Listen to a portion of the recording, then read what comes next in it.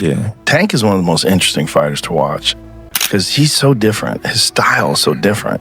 You know, he's so economical. Like, he puts pressure on guys without throwing too many punches, and then starts to figure holes out. And the way he can explode and move in with one shot, my God. Yeah, he very explosive.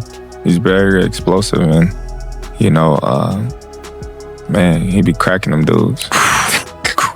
Hey, he be putting them to sleep. Just cracking people. Don't thump it on me, though. I'm not paying.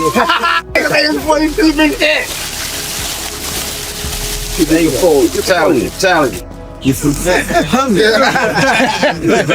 Well, you get this one, man. When Joe Rogan saw Gervonta Tank Davis's newly bulked up physique ahead of his fight with Jake Paul, you could almost hear his classic tone kick in, a mix of amazement and analytical breakdown. I'm a giant Gervonta fan. I think that guy's so unusual. Yeah. His style's so unusual, and it's like patience. Yes. Yeah. He finds these openings and he sees them, but he doesn't go after them right away. He waits for the right time. He's so patient. Right. Like, when you watch the early rounds of his fights, he's like at a world champions that are competing today at the highest level. He probably has the lowest punch count in the early rounds. Yeah. Because he just wait, but he also knows he's got that nuclear option that if he can crack you, most likely he's going to take you out. He's got massive confidence. On his podcast, Joe didn't sugarcoat anything. Watching Tank's latest training footage, he said, "Dude looks like he's been built in a powerlifting lab, and honestly, he's not wrong. Tank's shoulders are massive, his traps are sitting high like a bull ready to charge, and his frame is significantly thicker than it was before the Ryan Garcia fight." Rogan broke it all down like only he can, talking about how the added muscle might actually increase Tank's explosiveness, punch velocity, and hip torque instead of slowing him down. It's interesting, right? Like, you don't know whether someone's ever going to be able to figure that out or whether or not he's just going to keep cracking people. Yeah. You know, so it's part of the fun of watching it. I've talked to a lot of like real boxing purists. It's like, you can't rely on that style. Right. He's got to be busier. When he gets to the best guys, it's not going to work out. Like, well, we'll see. Yeah. We'll see, because there's so many good guys. The real highlight?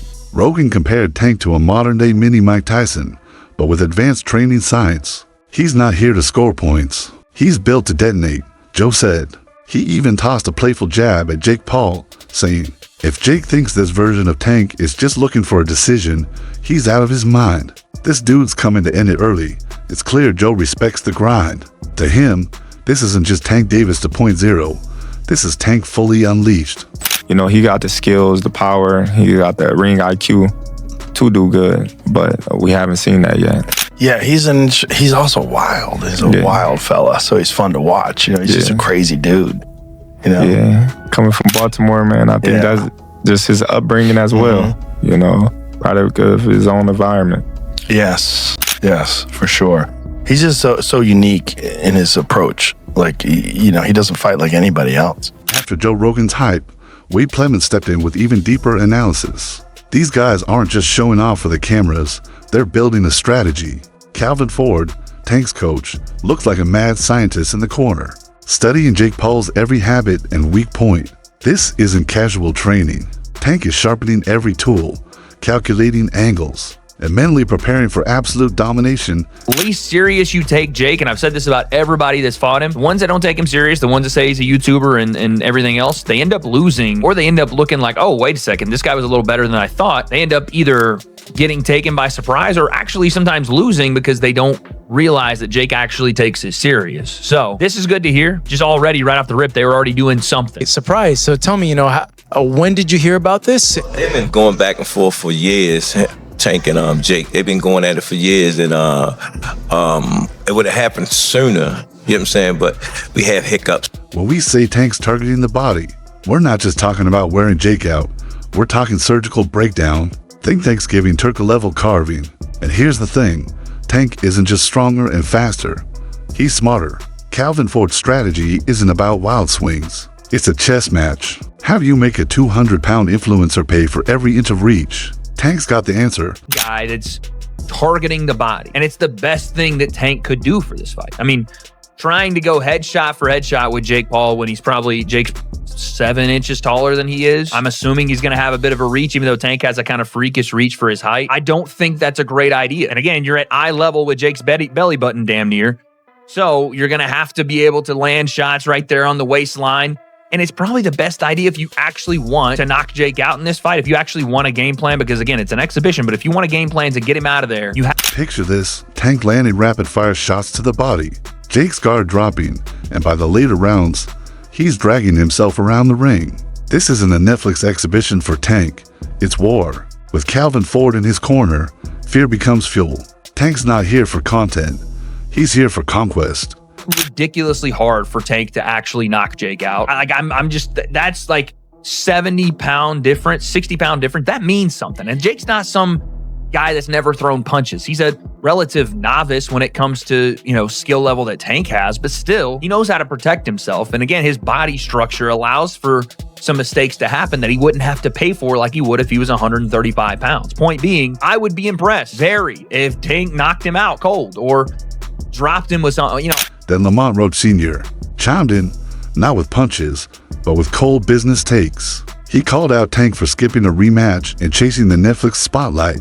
Forget honor, I'm chasing algorithms, he mocked. He's not entirely wrong either. This Jake Paul fight feels like boxing got turned into a YouTube thumbnail. Imagine explaining to an old school fan that Tank Davis is fighting a guy known for target pranks. It's not good. It's not good for the sport. A lot of people say, oh, money this and money that, but you got to do business the right way. You know what I'm saying? You got guys on that other side, especially fighters that take time out of their life, train, get their coaches, their sparring partners, they go different places, travel. They invest a lot of times in their career, and it's a lot. So, when they get back, they get news like that, it does not receive well. So, but we solid. We're going to stand. Roach made it clear, you don't just abandon business deals for clicks. And honestly, he's got a point. If Tank skipped a rematch for Jake, that's like skipping the NBA Finals to play in a celebrity game. Sure, you get paid, but your legacy starts asking questions. Jake Paul can punch, no doubt, but Tank, he's built like a compact missile. This isn't content creation, it's career demolition. It's just so much more better than Jake Paul. Some people feel, well, Jake Paul is this big heavyweight that punches hard and Tank's going to find out, do you feel like this is going to be an actual real fight just underneath the term exhibition? And do you see the fight playing out when someone gets hurt? I don't even want to talk on that fight, me. So I can care less about what it is. It's an exhibition, man. You know what I'm saying? It ain't nothing. He ducked that word. Yeah. He ducked that word. Lamont Roach Jr. followed up with straight up frustration. He said what others wouldn't. Tank didn't just dodge a rematch. He jumped into the Jake Paul circus like it was Coachella. Imagine training your whole life for a title, only to watch the guy who beat you fight an influencer where glove size is the biggest headline. He said, Roach wanted smoke in the ring, not Tank chasing views. Rematch fight versus Gervonta after this fight? Who knows? He said he's retiring. I believe him. I think he's scared. So if he's going to retire, I believe he's going to retire. You think he'll retire after the exhibition match? I think so. Why do you say that? Because we get scared. Look, the Jake Paul fight is a cash machine, no doubt. But legacy doesn't live on TikTok. If Tank walks away after this, it's like a superhero retiring mid-series because the merch sold out. Jake's got to 100 pounds of content creation. Tank's built like a missile. This fight will either end in seconds or be the greatest marketing stunt since Logan Paul boxed a weather app. Either way, boxing just shifted from HBO drama to YouTube reality show. Jake Paul and Gervonta fight. The weight, the ounces on the gloves, 12 ounce, and then, Calvin was asking to get the 10s. What do you think about that? And people who don't understand that. I'm not worried about that. I'm not worried about their fight per se. Like, I really don't care. I don't care about their fight. This fight, it's a social experiment disguised as a main event. Jake Paul represents influencer chaos, while Tank is the definition of real fighter grit. It's the algorithm versus the art form. And ironically, both need each other right now. Jake wants legitimacy. Tank wants mainstream dominance. If Tank lands clean, it's not just a knockout, it's a cultural reset. If Jake survives, he becomes the most hated success story in combat sports history. Paul is good enough where people say, oh, he's terrible. Jake Paul is not a world-class fighter. I don't care how a person feel about that. Fighters that started in their formative years, like we did, 8, 9, 10, we got too much time in. Jake will never catch up to that. He'll never catch up to that. We just got too much time in.